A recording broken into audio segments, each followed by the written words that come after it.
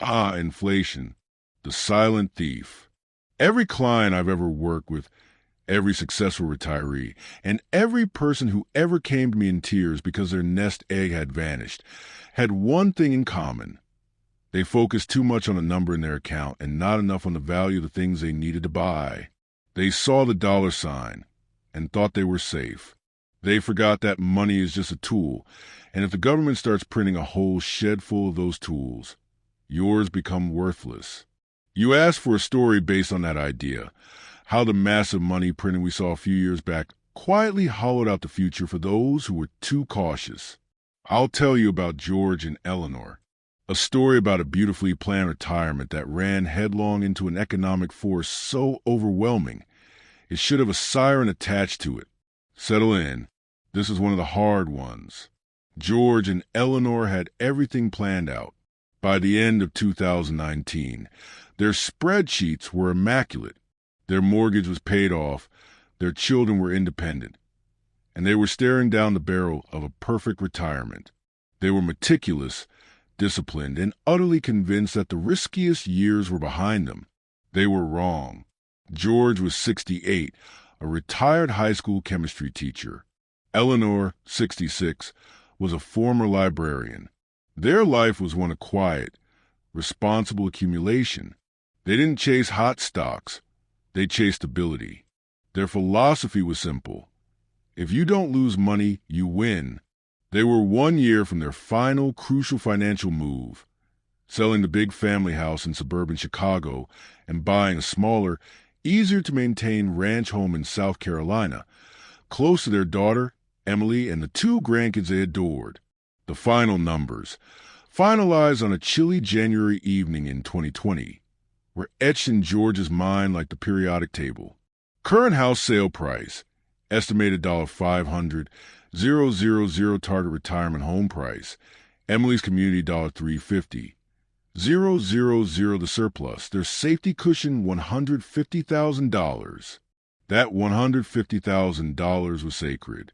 It wasn't for frivolous spending. It was their emergency fund, the buffer against unexpected long-term care, the dental bills, the new roof.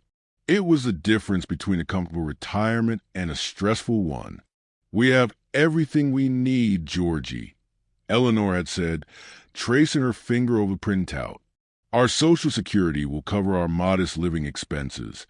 The small pension covers taxes, and the cushion covers the what-ifs. We did it. They had done it. Indeed, they had won the game of saving. But what they failed to account for was that the rules of the game were about to be changed by the highest authority in the land, and those new rules would punish the precise discipline they had practiced for decades. They were savers who were about to be victimized by the very money they trusted, cash. The worst part of it all? The only thing that rose faster than the cost of their new dream house was their anxiety. They didn't lose their money. It was simply stolen without a trace, right in front of their eyes. The story of George and Eleanor is the story of millions of American retirees in the early 2020s. Their main nest egg wasn't in a 401k filled with volatile growth stocks. George had always mistrusted the casino of the stock market. Instead, they held a carefully curated portfolio.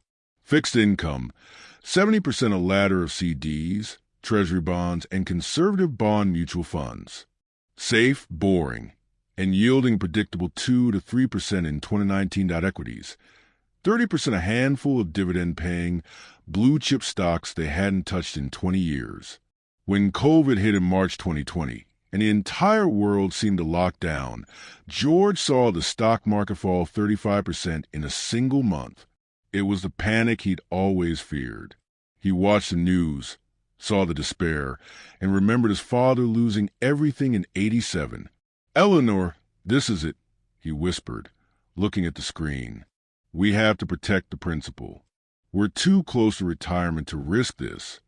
His gut instinct, a gut that served him well during 3 decades of sensible saving, told him to run to the safest harbor he knew, cash. In the middle of the market, ma'am. George called his small brokerage. "Sell the rest of the equity mutual funds," he instructed. Move it all to the money market account. And move the money from the bond funds. 2. I want liquid cash. I want to see the number, and I want it to be stable. The broker, a young man named Alex who had never seen a real crisis, sounded relieved. Good move, George. Safety first. Within a week, George and Eleanor's entire liquid nest egg, their $150,000 surplus plus another $100,000 from their bond funds, $250,000, was sitting in a savings account earning a generous 0.5%. They felt an immense, tangible wave of relief. The stock market continued to plunge and thrash, but their number was stable, $250,000. It wasn't gaining, but it wasn't shrinking. In a time of global panic, stability was victory. This was the first fatal step. They mistook stability of the dollar value for stability of their financial future. The conflict, the $4.5 trillion hidden tax. What George and Eleanor didn't understand was that in the very same weeks they were seeking stability, the Federal Reserve, the ultimate authority on money, was engaged in a financial response that was completely unprecedented. They were printing money. The video you reference calls it the inflation theft, and that's exactly what it was. The Fed announced unlimited quantitative easing. They cut interest rates to zero and began creating trillions of digital dollars to buy up government and corporate bonds from banks. The intent was to prevent a total financial collapse. The effect, however, was a seismic transfer of wealth. I always tell my clients, the Fed doesn't mail those trillions to you. They mail them to Wall Street. Here's what happened minute by minute while George and Eleanor were home baking sourdough and feeling safe. The banks get the cash. Financial institutions were flooded with fresh, cheap, nearly free money. The cash chases assets. Since businesses weren't exactly lining up for loans, the economy was shut down. The banks and the wealthy people they lend to deployed this cash into the things that benefit from cheap money: stocks, commodities, and real estate. Asset prices explode. The stock market, fueled by this liquidity, didn't just recover. It soared to new, dizzying heights by the end of 2020. The wealthy who had owned stocks got richer. George and Eleanor missed the boat. George and Eleanor, sitting on the sidelines with $250,000 in cash, watched their former stock holdings double. But they gained nothing. They had paid the insurance premium, the market loss in March, but canceled the policy right before the payout. Their problem wasn't what they lost in the stock market. Their problem was what was happening to the purchasing power of the money they saved. As the trillions flowed into the system, the value of every existing dollar diminished. This is a classic invisible tax. Their savings account balance stayed $250,000, but the money was quietly being inflated away. George watched Fed Chairman Jerome Powell on the news, assuring Congress that any inflation was transitory. George believed him. Why wouldn't he? He was a man of science who trusted the experts. But every day, Eleanor was seeing the real truth, the truth that the CPI didn't capture properly. The price of eggs at the grocery store went up 50%. The cost of filling George's sedan with gas doubled. The supplemental Medicare premium, tied to various rising medical costs, took a noticeable jump. These weren't small inconveniences. They were tiny, daily leaks in their retirement fund.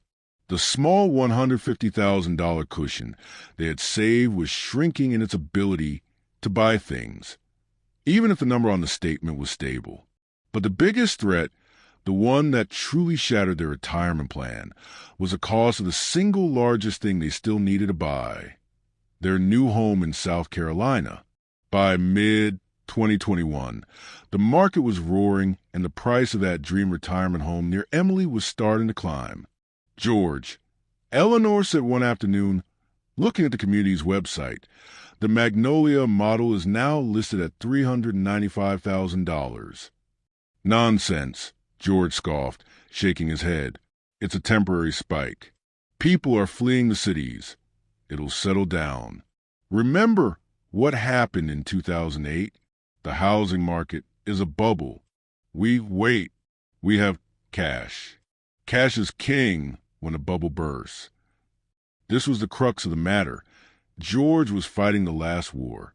He was waiting for the great financial crisis playbook, where asset prices crash and cash becomes immensely powerful. But the 2020 crisis was different. The government's reaction was different. In 2008, the Fed let assets crash first and then bailed out the banks. In 2020, they bailed out the assets first, preventing the necessary correction and ensuring that cash was instantly devalued. The cash wasn't king. It was a paperweight. They postponed the sale of their Chicago house, certain the market would return to normal. They delayed the purchase of the South Carolina home, sure the price would fall back to $350,000. George's financial logic: a house that went up $45,000 a year is a house that will drop $45,000 next year. The Federal Reserve reality: the money supply increased by 40% in 2 years. That price isn't a bubble. It's a new floor. He was a victim of an economic illusion. He believed that the dollar had intrinsic value. He learned the hard way that the dollar's value is determined not by what the government says, but by what it can buy. As Charlie Munger once put it so eloquently, the first rule of compounding is to never interrupt it unnecessarily. George didn't just interrupt the compounding. He put his savings into the exact mechanism, cash, that was being actively diluted by central bank policy. By late 2022, George and Eleanor knew they couldn't wait any longer.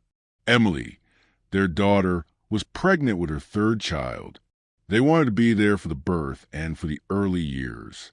The dream was overriding the spreadsheet. They finally put their Chicago home on the market. It sold quickly, but not for the astronomical prices they'd seen on the news. Their conservative suburb hadn't quite caught the pandemic frenzy wave like the more desirable areas. Chicago house sale price, actual $550,000, a modest $50,000 gain from their 2020 estimate.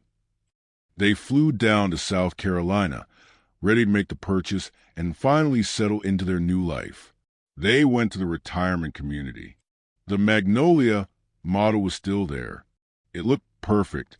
They sat down with the sales agent. The base price is now $499,000. The agent said cheerfully, and with the lot premium and the upgrade you mentioned, the granite counters, the sunroom, you're looking at $515,000. George felt a cold, hard stone drop in his stomach.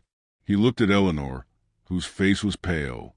They had planned to sell for $500,000 and buy for $350,000, leaving a $150,000 buffer.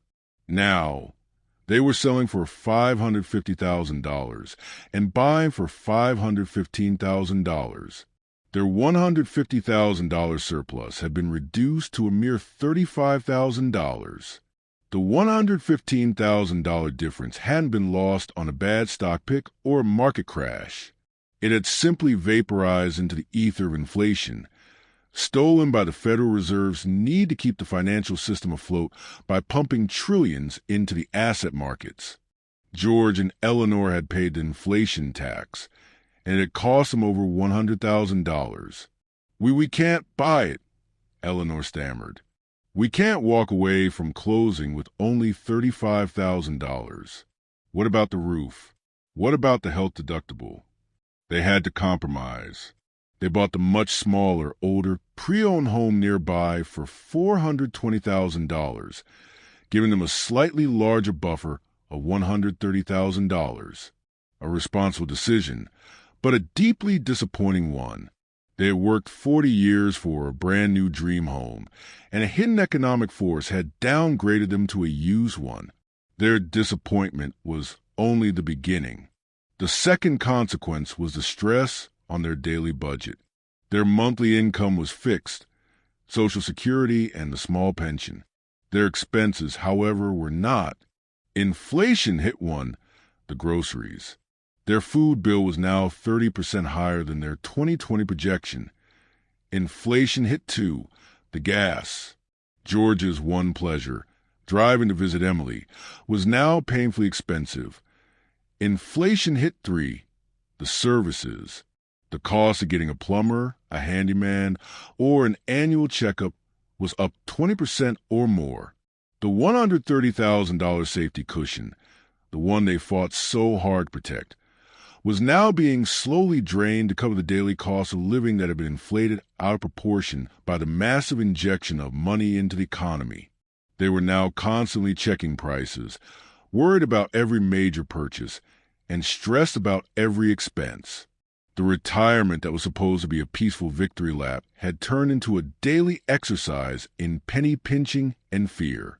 They had saved their money, but they had failed to protect its value. The Federal Reserve had effectively transferred the wealth George and Eleanor earned through 40 years of labor and transferred to the asset owners who benefited from a flood of new currency. I tell this story not to frighten you, but to inoculate you. George and Eleanor are real.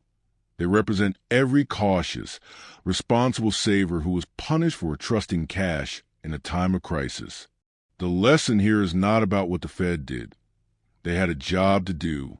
The lesson is about how you position yourself so that their policies don't destroy your retirement. In the modern financial world, particularly for those near or in retirement, you must understand 3 immutable truths. 1. Purchasing power is the only measure of safety. The number in your bank account is an illusion. Safety is not $100,000. Safety is the 15 years of groceries, 5 years of long-term care, or the new house that $100,000 can buy. When the Fed prints trillions, the value of cash falls first. The actionable tip: retirees need an inflation hedge. That means owning real assets that appreciate with the money supply. This includes, but is not limited to, equities, stocks historically, equities, especially those in companies with pricing power, have been the single best hedge against inflation. They are a claim on a business's earnings, and those earnings grow as prices rise. Real estate. As George learned, real estate prices soared. Owning your home or an income-producing property is a powerful hedge that tips. Treasury inflation-protected securities.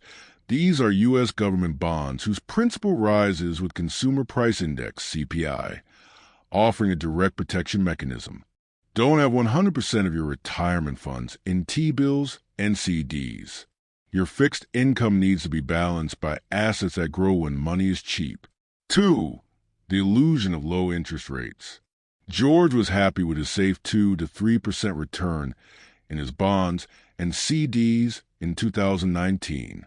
But when the Fed cut rates to near zero, that 2 to 3% became 0.5% or less. If official inflation is 8%, as it was in 2022, and your cash is earning 0.5%, your principal is losing 7.5% of its value every single year. You must understand the difference between the nominal return, the number you see, and the real return, your return after inflation. As Warren Buffett famously said, a savings account is a claim on money, but the money itself is a dubious asset. And, even more pointedly, inflation is a tax on the poor and middle class. For retirees, this is a death blow. If your life expectancy is 20 years, a sustained 4% inflation rate will cut the purchasing power of your money in half. 3. The danger of fighting the last war. George's instinct to run to cash was rational for the 2008 crisis, but suicidal for the 2020 crisis. He waited for a market crash to buy assets cheaply, but the government intervention prevented the crash. You must be fluid and humble. Do not rely on past market behavior to predict the next economic intervention. The great lesson of the 2020s is this: when the government decides to print money, you cannot be holding cash. The moment you see massive stimulus, quantitative easing, or central banks expanding their balance sheets, your savings must be moving into a basket of diversified, real assets. George and Eleanor had decades of hard-earned wealth stolen from them. not by a market crash, but by the quiet, systematic erosion of the dollar's value, a consequence of government policy they were too late to recognize. They got the dream eventually, but it was smaller, harder one, and permanently marred by the financial stress that should not have been there. Don't let the same fate befall you. Be a disciplined saver, yes, but be a wise investor who understands that in the modern economy, being safe means owning things, not holding dollars.